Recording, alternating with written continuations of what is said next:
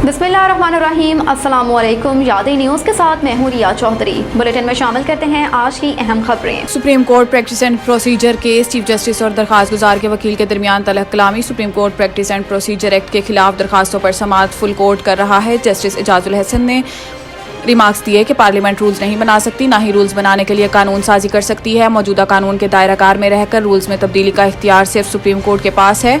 Chief justice Pakistan ने कहा है कि आइन कहता है कि सुप्रीम कोर्ट अपने प्रैक्टिस एंड प्रोसीजर के रूल्स बनाने के लिए बाइख्तियार है। सुप्रीम कोर्ट आइन से बाला रूल्स बनाता है तो कोई तो याद दिलाएगा कि आइन के दायरे में रहें। जस्टिस एजाजुल एहसन ने कहा है कि आइन तो पहले ही सुप्रीम कोर्ट को पाबंद करता है कि आइन और कानून के मुताबिक रूल्स बनाएं, जबकि चीफ जस्टिस पाकिस्तान ने आबिद जुबैरी से मुकालमा करते हुए कहा है कि वक्त कम है, जल्दी से मेरे सवालात का जवाब दें कि सब्जेक्ट टोला को निकाल दें तो रूल्स बनाने के इख्तियार पर क्या फ़र्क पड़ेगा। सदर supreme court bar association Abid Zubairi ने अपने दलाइल में कहा है कि आइन से आइन और कानून के मुताबिक रूल्स बनाने के अल्फाज हटा दिए जाएं तो भी फ़र्क नहीं पड़ेगा, जिस पर जस्टिस काजी फाइज़ ईसा ने कहा है कि बस ठीक है, जवाब आ गया, अगले नुक्ते पर जाएं। आलमी बैंक ने पाकिस्तान के निजकारी के तरीक़ाकार पर सवालात उठा दिए। आलमी बैंक का कहना है कि सियासी मुदाखलत या अदालतों में केसेस से निजकारी का अमल मुतासिर होगा।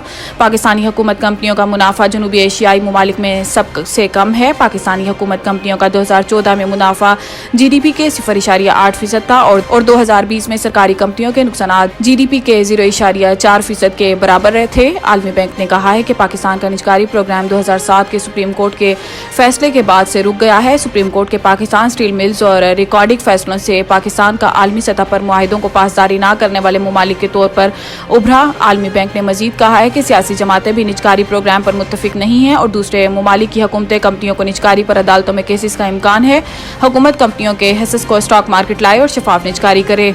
बैंक ऑफ इसराइल का पहली बार $30 अरब गैर मुल्की करेंसी ओपन मार्केट में बेचने का ऐलान। खबर एजेंसी के मुताबिक हमास और इसराइल के दरमियान लड़ाई के बाद पैदा होने वाली सूरत हाल के नतीजे में बैंक ऑफ इसराइल ने पहली बार $30 बिलियन गैर मुल्की करेंसी ओपन मार्केट में बेचने का ऐलान किया है।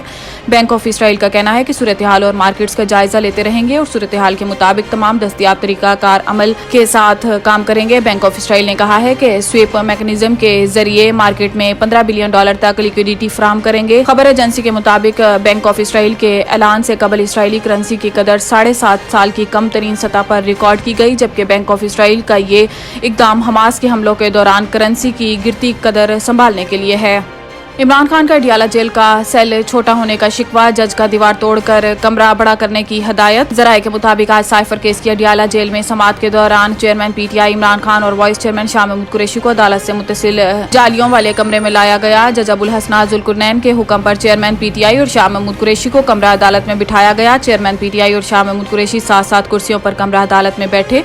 जराये का बताना है कि कमरा अदालत में PTI वकला में से सलमान सफदर, नईम पंजूथा, शेर अफजल मरवत मौजूद थे। जराये का कहना है कि PTI वकला ने समाअत शुरू होते ही हाई कोर्ट में दायर दरखास्तों का हवाला दिया और समाअत मुलतवी करने की इस्तदा की, जिस पर जज ने कहा है कि आपके कहने पर नकुल तकसीम की तारीख रखी थी, हाई कोर्ट के स्टे का कोई फैसला दिखा दें। जज की जानिब से स्टे के फैसले के इसार पर PTI वकला खामोश हो गए। अब तक के लिए इतना ही। देखते रहिए यादें न्यूज़।